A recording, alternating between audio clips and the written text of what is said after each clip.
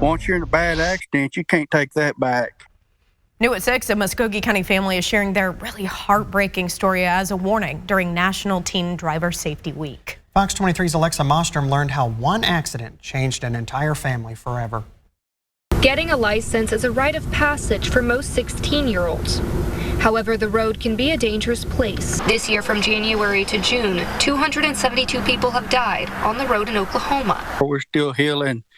There's not a day goes by I don't miss him. I mean, I think of the boy every day. I do. For Bill Pierce, this issue is personal. He lost his 19-year-old son, Hayden, on September 5th due to a car crash.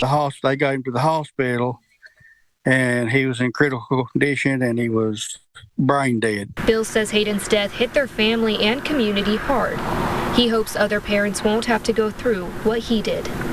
Encourage your kids to be safe while they're on the road, and to be responsible and pay attention to what they're doing, and put their cell phones up. As organizations nationwide, we are encouraging parents to open the lines of communication with their teen drivers and to speak about the dangers that are on the road and to speak to them of what they can do to prevent themselves from getting into a car crash. Michelle Anderson is the director of operations at the National Road Safety, says every year they see too many teenagers killed on the road. In 2021, 861 teenagers were killed in car crashes. Because car crashes are the #1 killer of teens. Anderson says parents play an important role in keeping teens safe on the road.